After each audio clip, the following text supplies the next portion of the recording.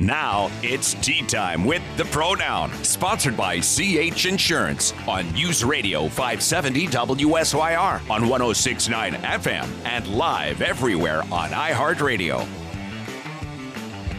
Good morning, ladies and gentlemen. It is going to be a beautiful weekend in Syracuse, New York. And by the way, we are the fastest moving golf show on the planet, but we also talk about golf, life, community, and insurance education. Speaking of insurance education, I don't know where Convertino is.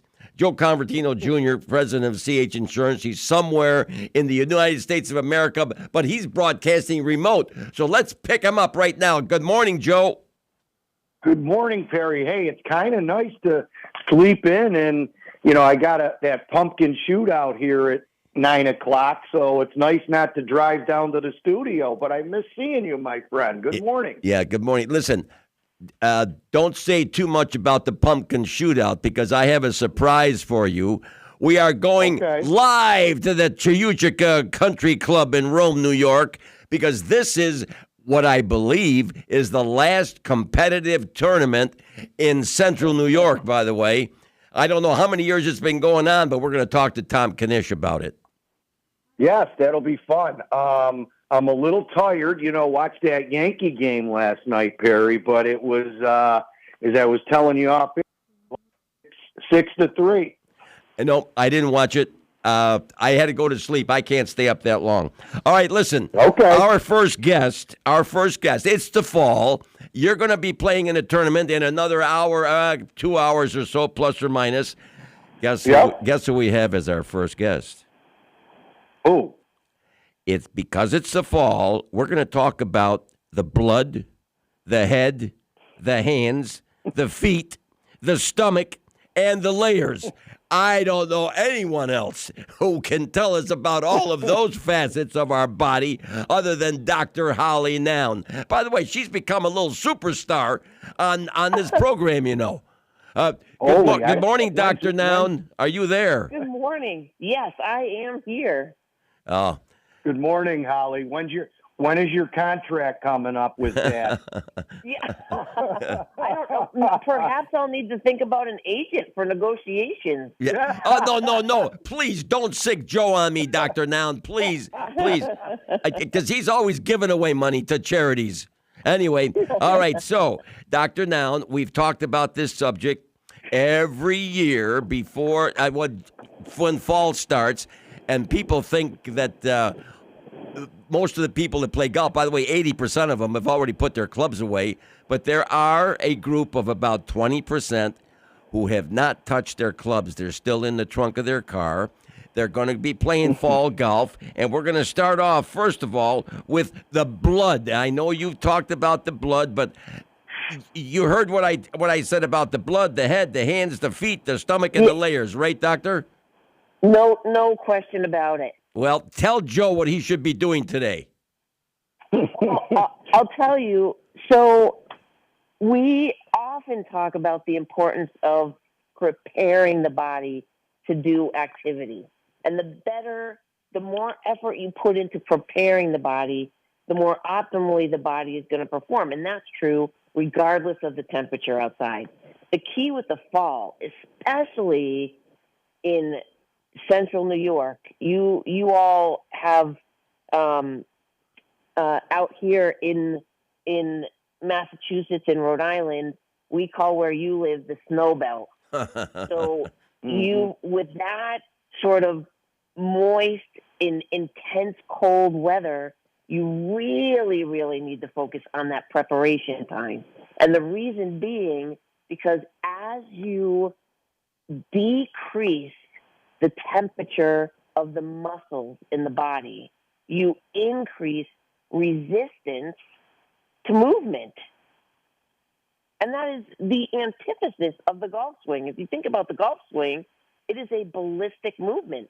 You have to stretch the muscle before you then put it into action as quickly as you can to hit the golf ball as accurately and as far as you can. With that type of movement, you need to keep the muscle warm. The warmer, the better, as long as you're not increasing your core temperature. You've got to be careful of that. But in the fall, that's that's not a danger where you are. Increase the temperature of the muscles so that you decrease resistance to movement. So staying warm. And I'll talk in a second about how you can help to keep the muscles warm. The key is to warm up. And Dad, you've got probably the most recognizable warm-up routine on the golf course in central New York. And what we know now, because they've really been studying this preparation time, this warm-up time, what we know now is it's not just warming up the muscle. It is also activating the muscle that's important. So the actual act of linking up the nervous system and the muscle to perform an action is equally as important as the temperature increase. So the things that you do, jogging, jumping jacks, swinging a few clubs at the same time to get those muscles activated, dynamic movements like that are the best way, especially in the fall, to elevate the temperature in the muscle and get it activated before you perform. Because if you go to the first tee without doing that, not only is your performance going to suffer, but your chance for injury because of the complexity of the golf swing goes way up. Way up. Lots and lots of golf injuries, especially back injuries, in the fall. What do you think of that, Convertino? Wow. See, Perry, that could be part of my problem. You warm up like crazy. You know, I get out of the car, I'm on the phone answering an email, and getting out there. But Holly, the other piece, like yesterday, we're going to have a 10-degree switch today at our tournament. And with the inconsistency of weather, the extension of the golf season, you saw next week, your dad's very happy. It's going to be in the mid-70s, low 80s again. So when you have different weather, when you have these different weather patterns, it sounds like it becomes even more important because that's how probably injuries happen. It is absolutely how injuries happen, and it is the preparation. If you don't remember anything else, just preparing your body to do the movement is one of actually, especially if you're trying to increase the longevity of the time that you can play, the best thing you can do is warm up. Yeah.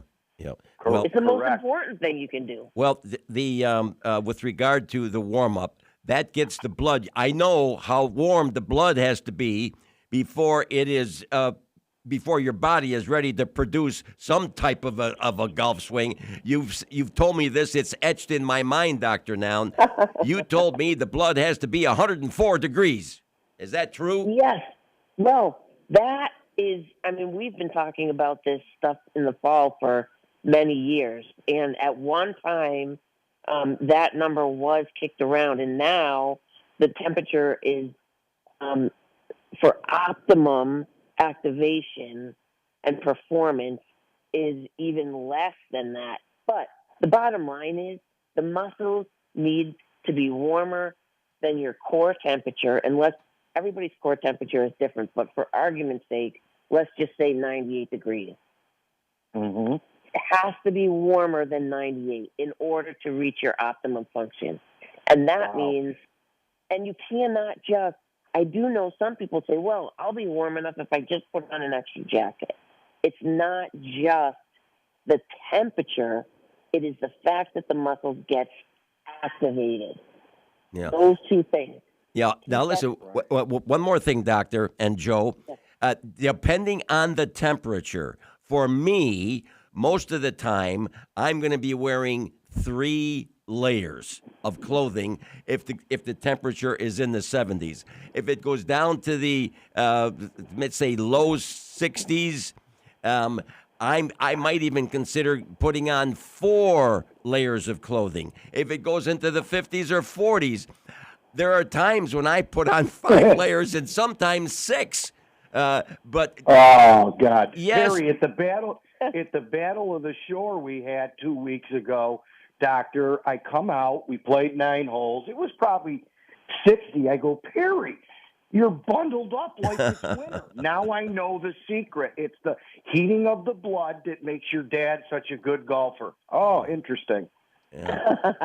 Well, because here's something that the listeners are going to that's going to resonate with the listeners. If you improve the ability of the muscle and other soft tissue, tendons, fascia, things that often slow down movement, if you elevate the temperature of those tissues so that you can decrease the resistance to movement, what happens in the golf swing? You increase swing speed. Oh, wait, you increase what? What did you say? Swing speed. Oh, swing speed. Yes, swing speed. Sorry. Yes, sir. Hey, Joe, listen, we actually have somebody out. We don't even have to go to the Encyclopedia Britannica. We have Dr. Noun on our show. She's very good. I'm starting to listen to all these secrets that you have, Perry. But Holly, we don't want, when you start getting in the 40s and, that's kind of crazy, high 30s. Most golfers, Perry, in your heyday, it's got to be probably 40 for me to play, 42. What was your degree threshold? You talking to me? Yes. Oh, listen, when you play in 30, upper 30s or low 40s, you're not out there playing golf. You're out there for the exercise, the fresh air, get a little walking, get a little activity. The golf is secondary when the weather gets cold. It's just have a little exercise and bundle up and get your body warm. Isn't that true, Doctor? Yep. Well, that's really a super way to think about it, because the colder it is, the longer it is going to take to do the warm-up and get your muscles to the appropriate temperature. Yeah, and I figured that out. Well, anyway, listen, we're going to have to take a break here. But Dr. Noun, again, it has been wonderful having you here and inform the Central New York audiences. You're becoming a little superstar on the show, Dr. Noun, and that's good. Oh, I love it. It's fun. Yeah. Okay, Joe, we're going to take a short break. Dr. Noun, have a great weekend.